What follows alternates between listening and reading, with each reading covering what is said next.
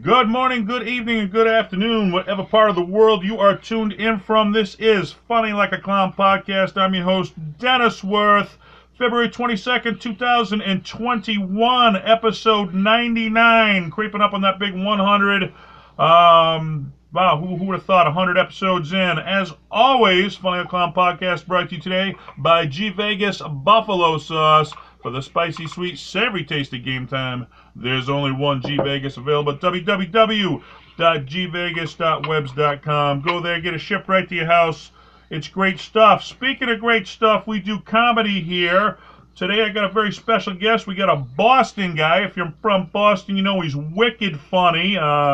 1986, he was named Funniest Person in Mass by Showtime Television, which led to several HBO appearances, Comedy Central, MTV. He's a regular at the world-famous Giggles Comedy Club in Saugus, Mass., the home base of Boston legend Lenny Clark.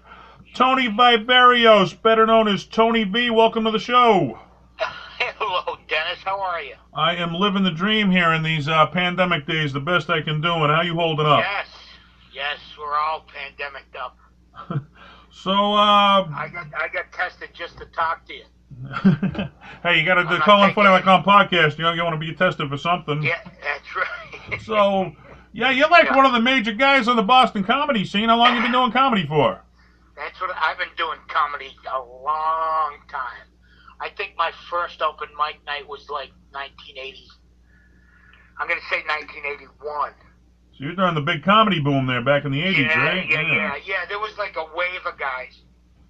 So Sweeney and Lenny, right. and Steve Sweeney, Lenny Clark, Don Gavin, a few others, were already sort of doing shows, and then I came in right on their heels, and I found a group of nitwits that I could get along with, and we sort of all adopted each other, and went from there. The rest was history. But Yep. well, before comedy, you were at UMass studying psychology and social working, and they say you got to be a little crazy to do comedy. So, I mean, did you find any of what you learned there helped you in the comedy world, or? Yeah. I mean, that was always my, who knows whether it's true or not, but that was always my thing, to bring a little bit of that sensibility to stand-up, because I'd always been a fan of stand-up and an aficionado, and that's how it got started. I was working at a mental health center. They would get me started on working on my my social worker degree, and then I would go to comedy when the boom started. As I say, I would go to clubs to sort of de-stress after some craziness in families, and then one night they asked me to MC a show because I was hanging around so long, and then I liked the hours better. How did it go for you first night MCing? Just pulling you out of nowhere? Awful. I'm going to say my first year and a half was just, dismal. Really? Why they let me, continue, I don't know. But they did, because I think, because back then, as the boom was, as it opened up, they needed bodies. It didn't matter if you were funny or not. Right. They just needed someone to send to Framingham or Skowhegan, Maine, or wherever. Wherever it may be. If you had a car and could tolerate smoking pot and driving, you could go. And that's it. You got the gig, but and you got a gig, and thank God for that, because that's how you learn our craft, is by doing it, and the only difference between our job and anyone else's is, while you're sucking at it, people are watching you do it. And there's a hump you got to get over. I mean, you got to suck for a little while before you learn how to get good. I mean, and a lot of people quit. They think I can't do it. They quit. They don't realize they got to get over that hump. Oh yeah. And you can't take it personally.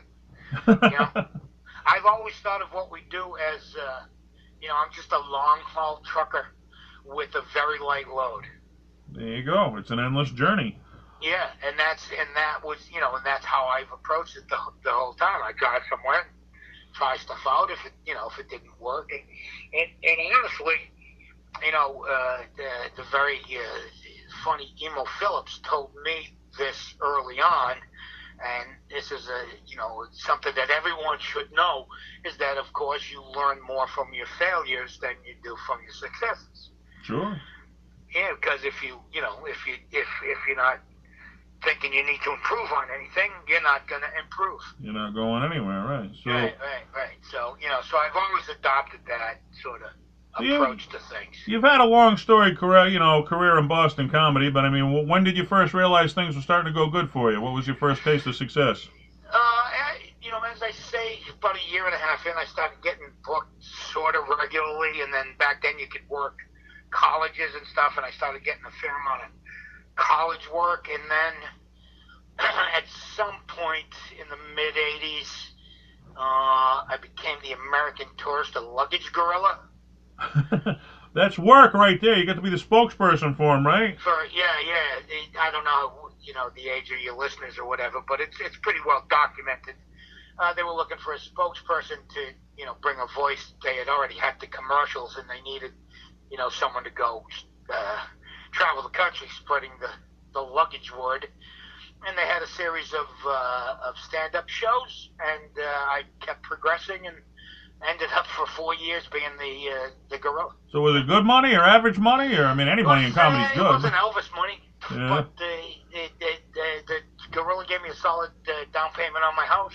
So I heard we're supposed to ask you if you mentioned this story about the gorilla meeting Spuds MacKenzie and Ronald McDonald. What's the story? Yeah, this is I've told this story, a bunch of times. Let's hear it. On different platforms, but I was doing when I was I'm gonna guess I was in the middle of my contract there, maybe toward the end of it, I don't know. And you would go to these events as the mascot or the honored special guest. Right. And so I was in Atlanta, Georgia, doing a PR tour with the PR company that was handling the gorilla, and the event. We had 2 events that day. One was morning radio, with some yahoos on the morning zoo report or whatever, like crazy Southern guys. Promotional. And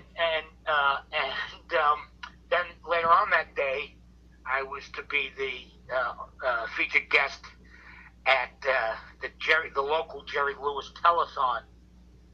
Legend. In a parking lot in back of the Piggly Wiggly. And it was me, Spuds MacKenzie, the bear dog, yeah, and Ronald McDonald, complete with Magic Trailer. So we were the 3 special guests, and you got to imagine it's Atlanta, September, early September. Yeah. It's about 110 degrees. I'm in a suit that consists of 2 layers of leotards, foam muscles. Sweating like crazy. And a yak hair suit. So we get there and I'm talking, it's the official Ronald McDonald, and we greet Spuds, who's not talking and just waving and whatever. And at some point, and I've been up since like 6 o'clock in the morning and boiling hot. And at some point there was they had the stage set, they had the fish bowl out, and the kids were putting money in the fish bowl, so Jerry Lewis would get the extra $60 he needed to kill whatever it is he was killing. And at one point, this nice Southern woman in a frilly hoop skirt says that she's going to teach us a traditional clog type Southern dance. And then we're going to dance, me, Spuds, and Ronald. You're in the mood to dance, sweating your ass off a bit, right? Yeah, right. I mean, so you can imagine where this is going. So we, of course, say yeah, because we don't want to disappoint anybody. Mm-hmm. And so they give us a 30-second tutorial on traditional Southern club type dancing, and then they put on some music. We are instructed in no uncertain terms beforehand that Ronald is not allowed to sweat. It's in his contract. First, the bead of sweat trickles down his white face. He's out. That's it, all right. Because it freaks the people out. I had no such clause in my contract. Right. My feet were in puddles at the point. So we start, we start to dance, and it's the kids are clapping and people putting money in the fishbowl. What they don't tell us is that at some point, every 20 or 30 seconds, the woman's gonna say to the crowd, "Do you want them to go faster?" Oh, jeez. And never in the history of "Do you want them to go faster" has anyone said, "Nope, that's fast enough." Of course they do. Right. So we start dancing, and I mean, it's as hot as I've ever been. I got steam shooting out of my eyes. You know, we're doing this thing. We're doing the best we can. I look over at the guy in the spud suit, and he has stopped doing a traditional clog type dance and is now doing like a Grateful Dead wavy sort of a stumbling dance. He's getting tired, okay. Yeah, he's getting more than tired. So I look at Ronald and I go, "I think we're going to lose the dog." And no sooner do I say that the Spuds hits the deck. He just goes down. Oh, jeez. Boom, out. Oh, yeah, it's insane. You know, music skips. Ronald goes, "I'm sweating, I'm out of here." You know, the stage runs attached to his magic trailer. I mean, it's just mayhem. Did the kids freak out? Oh, the kids are crying. The gorilla killed the dog, and the woman is going, "Do something," yelling at me. I go, "Lady, I'm in a gorilla." What are you gonna do? What do you think I'm qualified to do? This is the best it's ever been for me, and I'm in a gorilla suit. Oh, jeez. So I mean, it was a scene, and you know, it was one of those things that seemed to move in slow motion. But so I grabbed the dog, ostensibly under his paws, and I drag him down the stage, off the stage, behind the magic trailer. Was he okay? Ronald is now, you know, retreated into. Yeah. And the woman goes, "Hey, do something." So I rip open his costume, and she goes, "I think he needs mouth to mouth." I go, "Not from me, does it?" You know? You give it to him. Yeah. So I rip off the guy's head, and I open the suit, which is this way, basically like being wrapped in a rug, and I can tell immediately he is not a official costume character, as he's wearing a flannel shirt and jeans under it. Oh, for Jesus. And so I do the only thing I can think of doing is I pick the guy up by the scruff of the neck, by his collar, and I start slapping him like you see in the movies. Right, yeah. You know, my head's off, my makeup's running, kids are peeking around the trailer. What's going on? Peeping their eyes, what's going on? The woman's freaking out, and the guy's not coming to. And I go, you know, call somebody. Call an ambulance, yeah. Yeah, do whatever you got to do. So I drop the guy again, and then, you know, just like, again, in a movie, he sits bolt straight up, and you get this whiff of alcohol. And he goes, "I need a beer." Oh, jeez. It wasn't the heat. It was the booze took him out. So what had happened was, you know, they had bought so much bud for the event, they sent along a costume, and one of the woman organizers talked her husband into getting into the Spuds McKenzie suit. Oh, jeez. The booze will dehydrate you enough, never mind the dance around in a costume. I mean, he was just, it was like you read a book, you know? And I go, "Buddy, you need a lot of beer." And I look up, and there's Ronald in the air-conditioned confines of his magic trailer. And I go, "I got to think about what I do for a living." I got to rethink my life, right? Well, you want to be remembered. There's one you got remembered for right there, I guess. Not the way you want to. So, you know, but listen, that's just show business. I mean, you know, it's not like that changes. Only a couple of years I was with, I was asked by my good friend Bob Goldthwait to do a series called Misfits and Monsters, which was on True TV for a time. And he had hired me to do one episode, and as we wrapped that episode, he goes, "Hey, we got another," it was an anthology thing, and he goes, "You want to be in another episode?" And I said, "Yeah, sure, that'd be great." He goes, you want to be Neptune?" I go, planet? The god of the sea? He goes, "Yeah." I go, "Yeah, sure. What do I got to do?" He goes, "Oh, nothing much. Just, you know, shave your entire body and be painted blue and be naked in a swamp in Florida." That easy? Go, "Oh, yeah, I'm in. Yeah, count me in." Well, you knew Bobcat back when he was like before he was famous, right? You guys came up together. Oh yeah, we've been friends. We've been friends for forever. I mean, as you go through this, as I say, I know, a fair number of more famous people, but I have a couple who are friends. Right. And he's one of my closest friends. But that's part of a responsibility in comedy. As you get bigger, you got to bring forth your friends in the next generation. So. Well, that doesn't seem to happen as much as you would hope. Really? Yeah. No, I get what you're saying. Yeah. But certain people you click with, and regardless of what any of us have done or do, he has been my friend for 40 years now. There you go.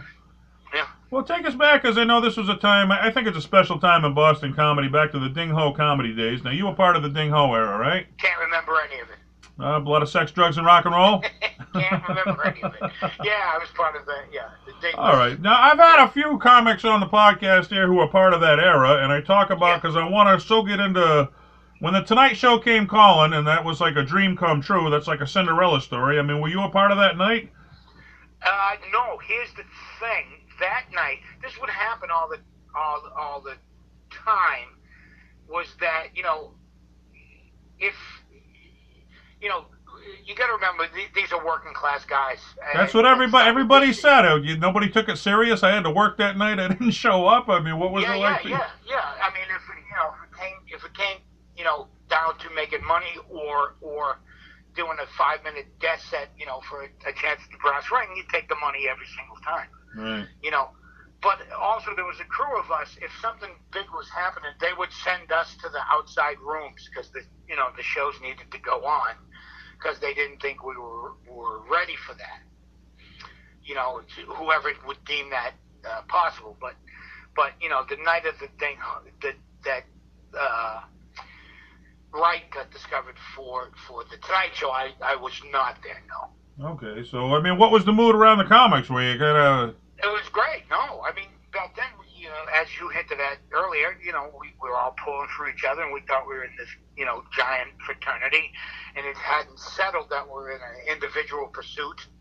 You know what I mean? And we had the mentality that the rising tide lifts all boats, and that he would go, and then the next guy would go, and then the next guy, and when your turn came, they would just come and get you. All right. And so it was the first slap in the face of like the reality of, it really doesn't work like that. There's no seniority. Right. And when Goldthwait got Letterman shortly thereafter, that was really the tearing point. Because he was young and nobody sort of got his act around here, and it was the phrase "it's not fair" was tossed around a lot. And welcome to comedy. It's not fair. Yeah. Then you realize, nothing's fair. Right. That's it. There's everyone goes, it's not fair, but there's no but. It's just not fair. Yeah, you either love it or you don't. You do it or hope for the best. Yeah. Right. We both know a lot of people who've got a lot of mileage on it. Not very much. Of course. And that's just the way it works, And God bless anyone who can get what they can out of this. I hold no grudges about anybody. Yeah, it's right place, right time. Catch lightning in a bottle. I mean, there's no set script on how to become famous. Either you're lucky or you're not. No. It's nice when they come calling that you can back it up. Yeah, recognition. Yeah. Yeah. So let's see. 1986, you got voted funniest person in mass by Showtime Television. How did that come about? That was the same year that Ellen DeGeneres she won the national thing. Right. And they had, Showtime was a fledgling cable network at the time, trying to make, a name for itself, and they decided comedy was the way to go because, it was cheap and we were whores and would do anything, Right. And so they had this national campaign where they drove around the whole country, state to state, with this Winnebago with the Groucho nose and glasses on it. They would hold these competitions in every city. So they, pulled in down by the Charles River here in Boston. I went, and a lot of the established guys wanted nothing to do with it, and I was there, and I had a particularly good set. I just went off script and started messing with the audience, and then they had a show that night, and I moved on from there. So I got named the funniest guy in Massachusetts, which I was certainly not, but that night you won the competition. So but I mean, it's but then the guy that put it together, that night, sort of set me up to fail, where he put every other comic on the planet in front of me: Lenny, Kenny Rogers, Don Gavin, right. and Jack Big shoes to follow, right? And I'm supposed to headline after this, and there's no way in hell I could have done it. So what I did is I treated it as a beauty pageant. Showed up in a two-piece bathing suit with a sash. There you go. And just made a joke out of it. That's what you do, right? Made a joke out of it. There you go. Which is exactly, so I turned it in my favor. All right, so we got a lot of young comics who tune in the podcast. So to set the precedents, I mean, now the big thing's Netflix. If you can get on there, that's the big thing. Before that, it was Comedy Central. Before that, in the 80s, if you got on HBO, that was the place to be in comedy. You've had several appearances on HBO. What led to those? Again, right place, right time. I had moved out to Los Angeles for a time. I always had a place in New York, and after the Gorilla bought my house, I kept an apartment in New York, and then I eventually went out to write on a couple of TV shows on fledgling networks, FX primarily. So I was out there, at the right time when that stuff was happening, and I would do these auditions, and then it would go from there. Oh, okay. So did you have to get an agent or anything, or was this? It's always never. I'm very fond of saying, the only power we have is to say no, and never say no. Yeah, I mean, mic time. The more you do it, the more it's a chance to lead to something, exactly, right? Exactly. You throw it against the wall. Yep. So, I mean, did you ever have to have an agent to get any of these, or was it just strictly competitions, or? No, I never. I mean, I've only had agents sporadically in my life. Right. Early on in my career, I was called unmanageable by a lot of people because You're from Boston. You would think a guy in a gorilla suit wouldn't be all that specific about what he wouldn't do. But, yeah, right. I had very strict criteria of how I would do my stand-up and how I would protect, myself and my family. And that's not Hollywood. Right. Hollywood is, just do this. Yeah, it's mud wrestling, but, it could take off. Yeah, we'll send you a check. Just show up and do it, right? Right. So no, I only had, I had commercial agents for a while, and then I had a theatrical agent. I had a writing agent, at different places, right. but they never lasted long because, as I said, I was pretty specific, and I would say no more than I would say yes. Okay, so after HBO, that led to Comedy Central. What did you do on there? That's everybody's dream to be on Comedy Central. I did a couple of shows on their short attention span theater. I believe I did. Shorty's doing shorts.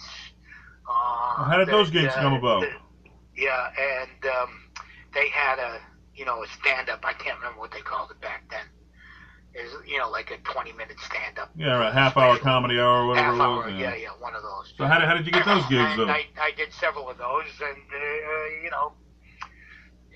again, it's, I have the career of one who should be way more famous. Right. Well, it's not that easy, but I mean, did Comedy Central notice you, or did you go to them, or they come to you, or how did it come about? It's the same thing. I moved, as I said, I had this place in New York, and I would, I always made my living here in Boston for the most part, because in New York you couldn't really, make a living doing stand-up. You do these club sets, and I think at the time we were making maybe $20 or $25 a set. You know what I mean? Which is the way the guys. That's what Lenny said he got at the Ding Ho, $20. You were just doing it for the love of it. You weren't really looking to get the big money at that point, but then, as I said, the outside room happening, and we were making decent money, for the 80s. If the crowds can come. And a lot of it was cash, and a lot of it was used for discretionary extracurriculars, and we were not, the brightest people in the world. Yeah, well, I heard they did that. They ran a newspaper article about you guys at Ding Ho, and then the next week I heard after that it was starting to get packed. That really helped you guys out. Yeah. Yeah. They used to have the weekend pull-out section. Yeah. And so there was the cover story in that, and then it started. And the Ding Ho started because people who worked at the Comedy Connection, which was the original room here in Boston, got dissatisfied because it went from being sort of a collective where everybody would split the money to, somebody owning it and deciding how much you made.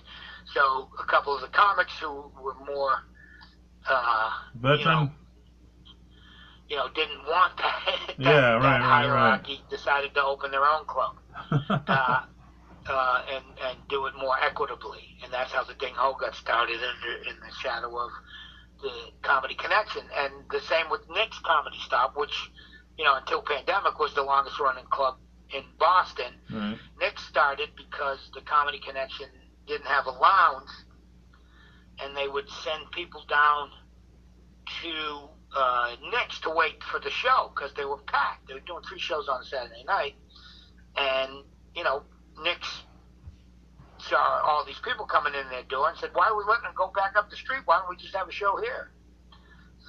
It was the same deal. There you go. And on more than a few nights, you would get off stage at the Comedy Connection, walk 300 yards to the next and do another set there, and then walk back to the Connection. And that's still how it is today. That's pretty much yeah. A lot of the shows today. No, I mean the network's a shell of what it used to be, but in the 80s, MTV was like the biggest network going on. I mean, it was one of the few networks that you tuned in. I didn't think it was going to catch on. So what did you do on MTV? I did a couple of just guest spots with them. I was on Dennis Leary's show. I did Tough Crowd. That was Comedy Central. That was Comedy MTV, Central, right? Dennis Leary had a show. For a short. couple of spots on that, and then they had a 15-minute shows, and I did a few of those. All right. Now you mentioned the Boston guys. I know you were on Late Night with Conan O'Brien. He was another Boston guy. Is that a guy you knew before he was famous, or how'd you get that gig? Didn't know. That was the producers came to the Comedy Studio, which was in Harvard Square. Rick Jenkins' Cambridge. room. Yeah, Rick Jenkins' room, and they came and saw me there. And I think I ended up doing 4 Conans, around the 2000s. It was like 2001, 2, something like that. Maybe 99 and 2000, 2001, yeah. That's the rumor. If you want to get on the show, you go up to Comedy Studio. I guess the rumor's true because you got on. There you go. Yeah. I mean, they, because, doing a TV set, doing a club set are 2 different things. Right. Very different, yeah. Yeah, they're way different, and being a road comic or a club comic. Yeah, right. And Rick had always had that in his eye, of grooming people to do, because that was the big deal. And his idol was Johnny Carson, so much to the point that he wears Johnny Carson suits. The suits, the shoes, and he's big on that. Yeah, and so that was a good place to hone a TV set, and they got more than a couple of people out of that room. So Conan, so it was it was a place they would come. So now Brian Kiley was the monologue writer at the time, so he would stare people to Boston. Yeah, Rick's the guy to get you ready for TV if you're gonna do it. He's the guy to see for sure. Yeah. Now, Tough Crowd with Colin Quinn, you mentioned that on Comedy Central. That's like an underground legendary comedy show for comedians, never mind the people. Yeah. I mean, now Colin was a New York guy, but I know he was part of the Ding Ho part. I mean, was he a friend of yours from that day? He came up on the heels. Eddie Brill, who was a buddy of ours, opened a club in New York it was called the Paper Moon, then later became the Boston Comedy Club, run by Barry Katz. Went on to some success in the industry, and so Eddie Brill would bring us down to work his club in New York. We would stay with him, And then, we would, because we were seasoned at the time, and it wasn't like an open mic. He was running a club, so we would go down and do his room, and that's where we met Colin Quinn, and then he got invited up here, because he had the same sensibility as us, and we sort of all became friends. All right, so that's how he got you on the show, just from meeting him through that, yeah. And then I did a couple of, a thing with him. He's a movie called Celtic Pride.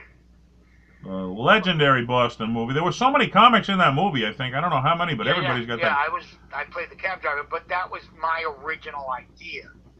And Colin and his brother wrote it. Okay. And then they bought it from them, and then I think Judd Apatow got involved in that, and then, everyone got bumped back, so Colin got story by, and I got bumped off completely. So, but it was my original idea. It started in my kitchen. Your idea, and you got bumped. Welcome to comedy. Yeah. Right? Oh, it happens all the time. Yeah. Well, you mentioned Eddie Brill. I actually had him on the podcast a few weeks ago, and he was talking that you, him, and Dennis Leary used to share an apartment down in New York at one time. Is that true? Oh yeah, on the corner of First Avenue and 9th Street. What do you remember those days? Any good Eddie Brill stories for us? I don't remember anything. that was the time. That was the supreme time of madness in my life. All right. As I said, because I would go down and audition for things during the week, and then come back up on the weekends and make a living. So we had a studio apartment down there that was Pearl's initially, and then it was a crash pad. We had it was built like a Winnebago. Everything opened up into something to sleep. Yeah, Eddie said you guys were just like looking to share the rent. That you kind of cross paths occasionally, but it wasn't it wasn't much. Yeah, but I asked him what to ask you, but he said that your son Gus actually does comedy too. How's he doing in the comedy world? He up until the pandemic, he was doing fine. Was he? Yeah, I mean, he went to Emerson. He's living in L.A.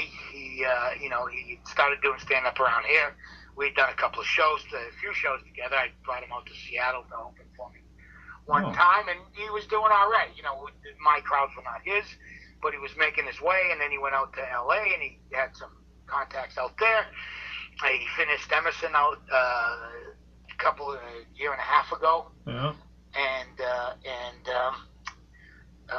not a year and a half ago. I guess it's just I guess he finished up last June. Anyway, he did his internship at the Kimmel Show, and now he works for Jimmy Kimmel.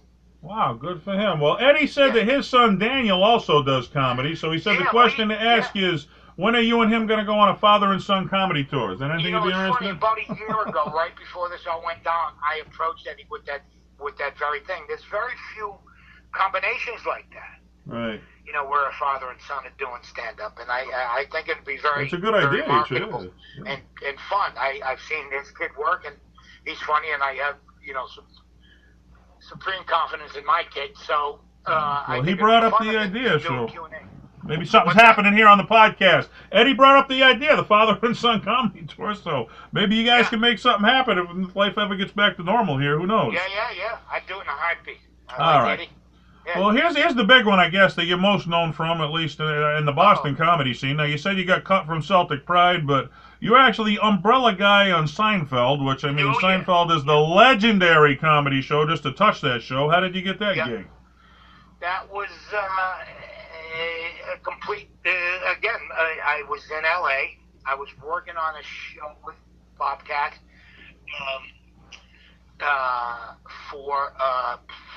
he was doing, it wasn't a special, it was more of a, like a sketch show, and I was helping write on that, and had a couple of small parts.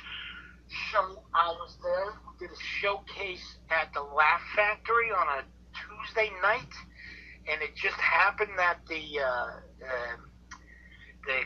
guy, the casting director for Seinfeld was in the audience. Oh, there's some luck for you. Wow. Yeah, well, it even gets luckier than that, because he didn't approach me then, but I went back to work on this HBO thing. I got a call to do an audition for Boston Legal, the lawyer show. Yeah, William Shatner, Yeah. So I was on lunch, and I said, like, look, I got this audition. I should be back in a little bit. But they go, yeah, we can live without you. So I go do this audition for Boston Legal. It might not have been Boston Legal at the time. It was what turned into Boston Legal. Right. Anyway, it was a Boston lawyer show, and I do that audition, and it goes horribly. Oh boy. Yeah, it was just not a good fit, or I wasn't getting it, or they were not, describing it properly. Whatever it was, it didn't. I could tell it was just not going well. So I go back out, and they go, "Why don't you take another crack at it?" And I go, "Okay." I take the script, and I go out, and I'm literally sitting in a hall in a bungalow on the lot, and this guy happened to be at the comedy studio, at the Laugh Factory on the Tuesday night. This is, I believe, a Thursday. And he walks past me, he turns, he looks at me, and he goes, "Hey, didn't I see you at the Laugh Factory the other night?" I said, "Yeah, if you were at the Laugh Factory, you saw me." Then blah, blah, blah. He laughs. He goes, "When you're done here, come around the corner. We got a thing you might be right for." So I go, "Oh, yeah, sure." I already screwed one up. Two's not gonna What was the difference at this point, right? Yeah, right. So I go around the corner. There's a whole bunch of people sitting there, and when you go to these auditions, there's always the realization of you're not as unique as you think you are. You turn the corner, and there's an older me, a younger me, a fatter me, a skinnier me. 5 other characters sitting there, yep. Right, a type, So I go, okay. I go in and I read signs. They're all having lunch, barely, paying attention. Seinfeld's in the middle of the salad. He looks up, and I read, and he sort of chuckles, and he goes, "Could you wait outside?" And I go, "Yeah." So I go back, and I sit. More people come in, they go, and blah, blah. And, this goes on for about a half hour, and I'm just sitting there, and then all of a sudden I look around, and I go, "Hey, I'm the only one left." That's a good sign. Yeah, right. So it's either really good or really bad. Right. And,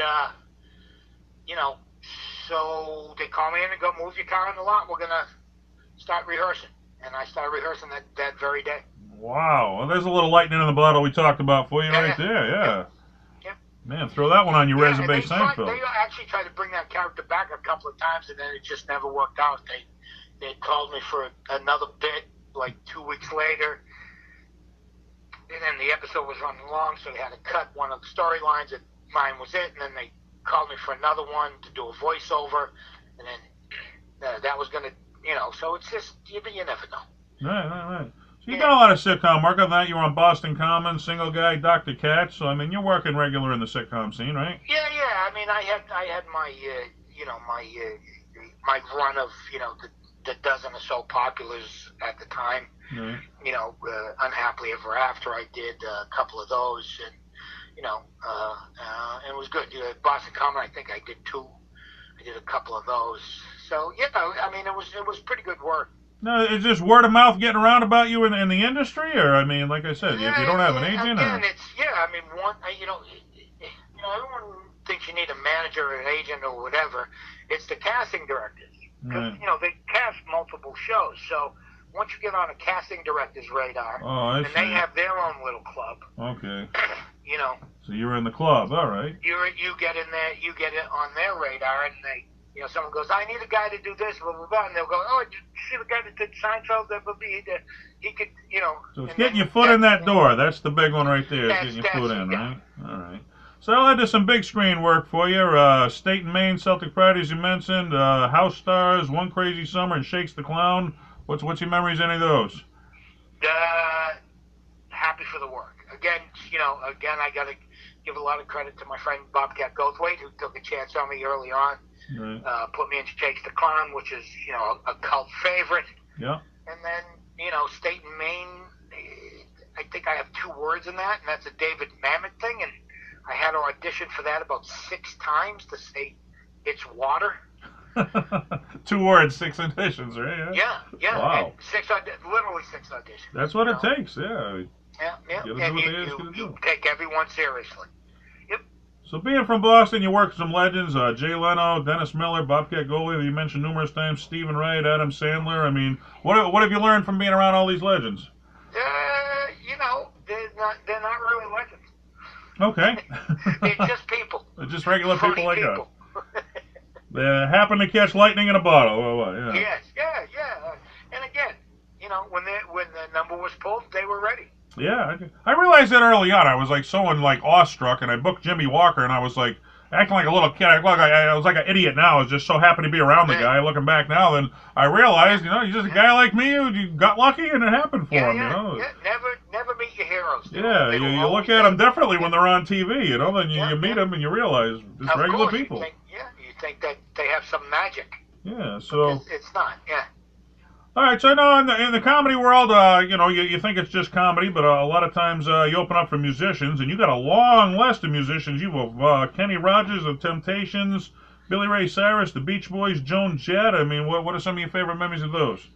The Joan Jett show was one of my favorite shows of all time, doing that kind of thing. All right, now, do you get to meet all these people, or do you just open for them and they send you out the door? Part, you don't have a lot of contact with them. Right. Some people, Billy Ray Cyrus, I think I opened for him for 4 or 5 times. So, we got to talk and stuff like that. I'm not a big country guy, but he was a nice enough fella. But, like Joan Jett would, you'd be on stage and she'd be in the wings laughing. And that sticks out for me because it was a midnight show at the Paradise Rock Club on New Year's Eve to a rock crowd. Wow. And I go, man, this is gonna. How many people can say they made Joan Jett laugh? Right. Yeah. But they were terrific. That's approval for you, right there. The crowd was great. She was very complimentary. Now, being in the comedy world, how do you get involved in getting opening for musicians? How does that come about? It's the same thing. It mostly comes from the clubs themselves who want to sell more alcohol. Right. So if it's a band that's going to do an hour and 15-minute set or an hour and a half, and they want a little bit of extra, or bands are notoriously not on time. Right. So they need to fill some time. Yeah. And so if they know you, I did a fair amount of openings at like these tents and stuff. Like the South Shore Music Circus and the Melody Tent and stuff like that. And again, you get on their radar. You can work non-offensively, which is what you want to do. You always work if you work clean. Right. So I opened for the Beach Boys probably a dozen times, just because of that. They had a little bit of an older crowd, and right. vulgarity and blah blah blah. And I can not work dirty if I want to. Corporate work, everything. You don't have as much fun, but man, you want to make the money. That's the way to go for sure. Yeah. And it's the same thing. Sometimes, if you wander into a club, you get what you get. But if you hire me and say, these are the parameters, and I accept it, then I either accept it or don't. Right. That's it. All right, so I know you're a regular at Giggles Comedy Club with, all the big names over there, but, I mean, Best are you... club on the planet right now? What's that? Best club on the planet right now? Yeah, I mean, they get all the big names in there, no doubt about that, but is your home base Laugh Boston? Is that your room that you run? I was doing an open mic there for a while and teaching classes over there, but, I mean, I love that club. Yeah. It's, it's a state-of-the-art, sort of new... facility, new facility and stuff like that. But I would say that Giggles is my home. That's your home base is Giggles? Okay. Yeah. I mean, if I had to pick a home club, it would be Giggles. Because, it's the kind of place where I could call up most any weekend and go like, look, I got a night off. Can I come up and try 10 new minutes or whatever? Right. All right, so, I mean, you're a regular. Things are happening for you here. You've had a great career. You're running shows, and all of a sudden this pandemic hits. How's that affected you in comedy, personally? Oh, it's awful, man. It's awful. I mean, it's just, I'm not going to pull any punches there. On top of the fact that a lot of work has gone away and, virtual shows just aren't the same. Comedians in general, we're very social people. Yeah, you need the live crowd. Yeah, it's Yeah, different. you need a live crowd. You need the feedback, and you need the camaraderie of your other nitwit friends. Yeah, have you done any of the You know? parking lot shows where they beep their horn as a laugh or they Oh flash their yeah, lights? oh yeah. Yeah, I did a couple of drive-ins last summer. right.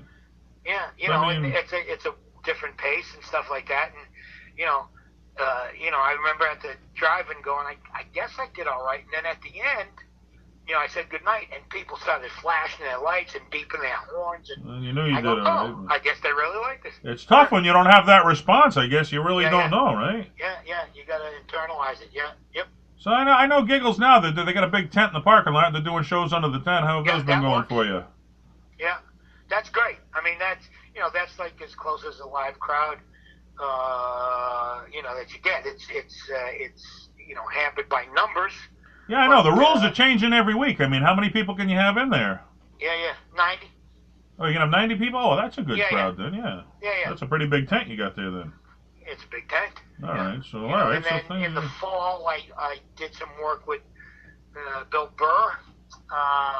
He was touring Connecticut for a week and asked me to open for him, and we did like a field and a tent and a parking lot in back of a comedy club. Now, did you know him from back in the day before he was popular? He was after me, but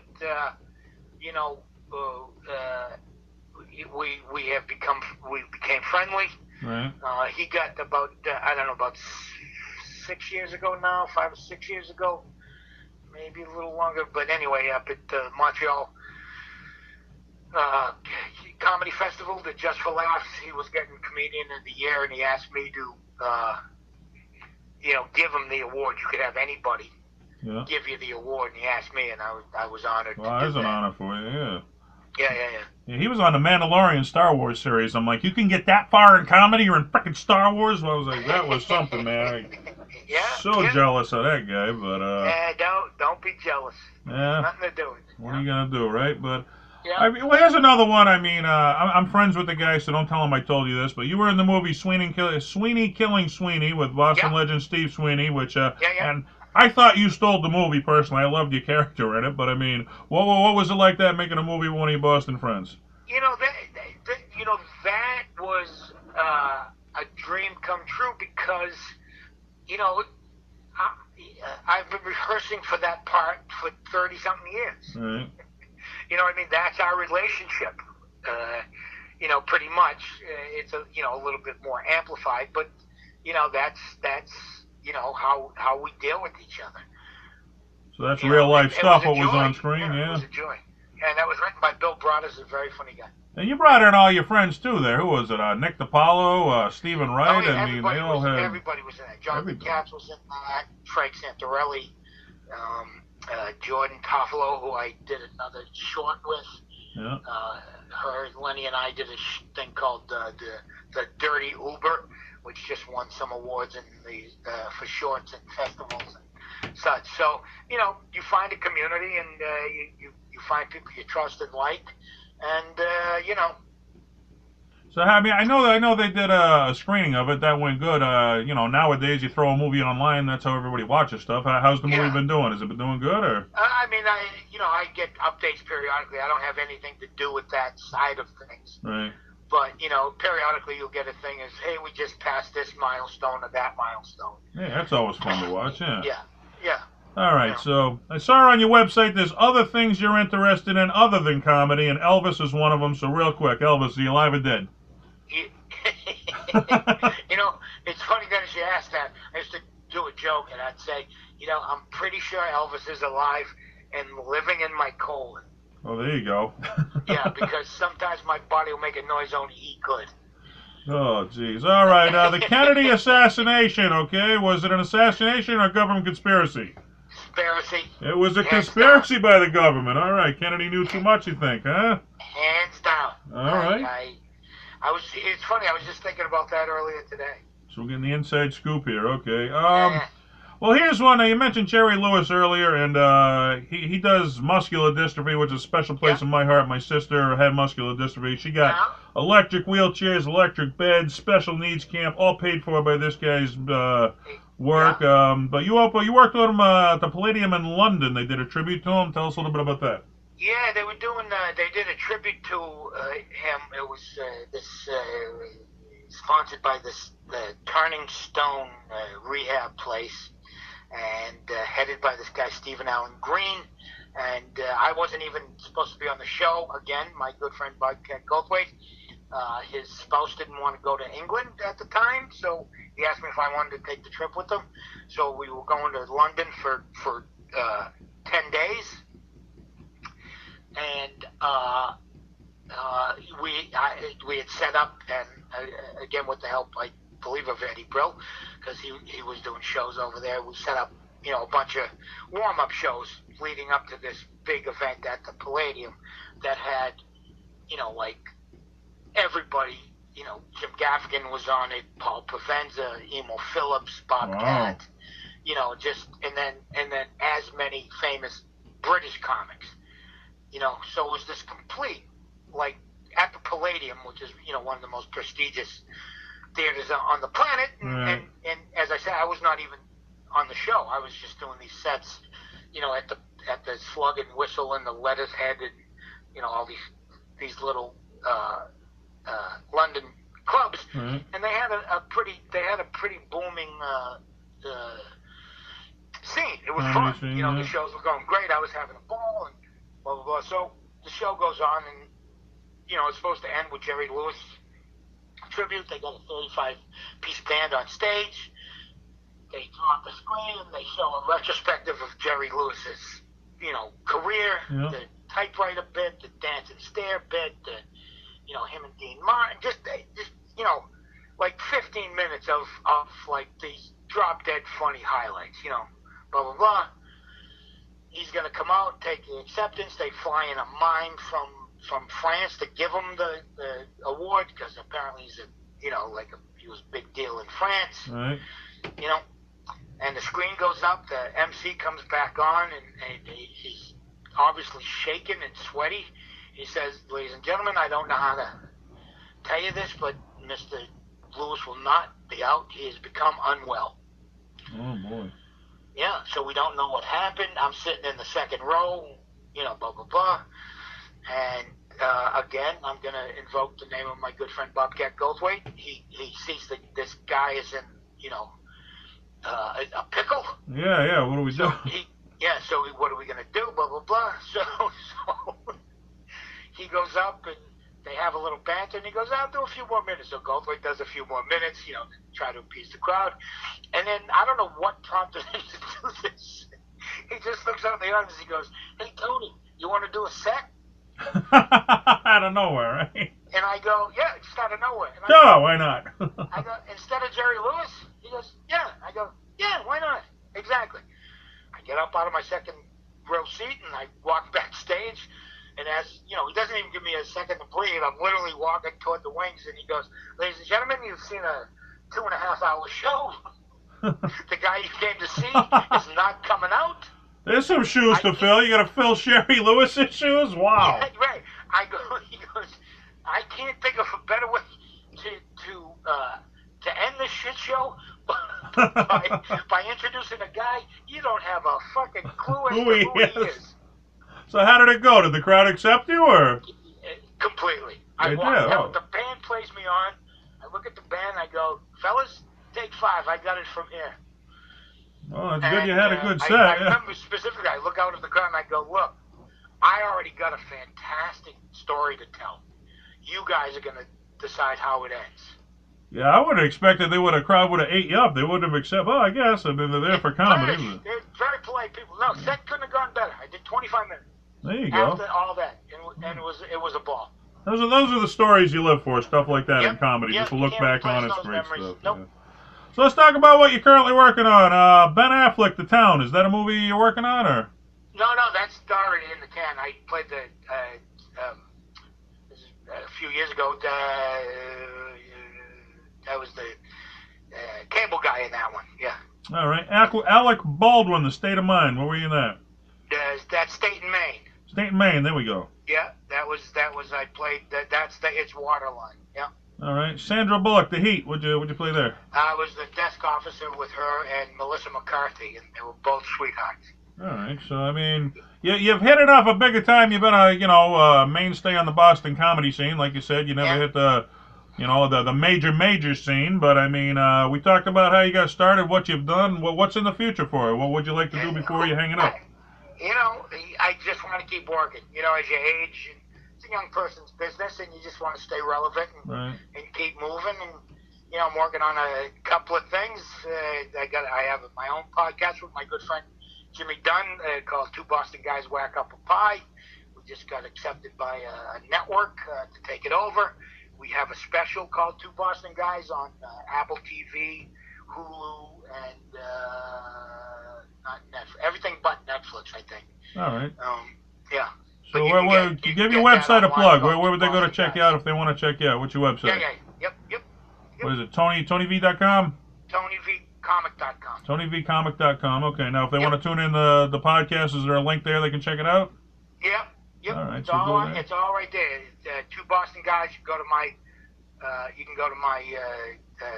It's all Tony V Comic is my Twitter and my Facebook and all of that, and they all link up. All right, we're approaching an hour here, so I'll give you my final question. And you mentioned you gave a class of comedy on at Laugh Boston, but we get a lot of young comics who tune into this podcast. They want to go the road you've already traveled. So if a young comic sat down next to you right now, he said, "Tony, I want to make it in comedy," what advice would you give him? Get up on stage and do it. This is the only job that you have to do to get better at. It can't be done in theory. Get on stage, start to eat it, then get better, and then get confident. That's it. Confidence will take you far. And not cocky. Not cocky. No, that ain't going to get you nowhere in the business, but... Yeah, you get to do what you love to do, and it's such a rush being up there on stage. There's no rush like it in the world, so if you get to do it... When it's working, it's working. Even if you don't make it big, if you get to do what you love to do, you never work a day in your life, right? That's right. 100%. All right, Tony, I want to thank you for being on Funny Like Clown Podcast. Pleasure. I appreciate you calling in. Talk to you. All right, take care of yourself. We'll see you soon on the scene. Talk to you later. Bye-bye. Bye. All right, legendary Boston comedian Tony Viveiros right there. Man, what a legendary career. Just right place, right time, working steady, working with some of the biggest names in the business. Man, just Comedy Central, MTV, just, wow, HBO, and part of the Ding Ho era, which is always a special place in the Boston comedy scene. Well, hey, we're having all these guys on Funny Like Clown Podcast, and hopefully years from now they'll say, hey, what a great podcast that was, because, don't forget your past to comedy, because that's how you learn. Know your comedy past, and I'm trying to bring that to you. Boston comedy, any comedy, we do it all here on Funny Like Clown Podcast. Laughter is the best medicine, folks. Go out today, make them laugh. Tell them a joke. You put some laughter into somebody's life. You cheer somebody up. That's a positive thing, and positive thing rule the world. We'll see you next time. Keep laughing. Good night.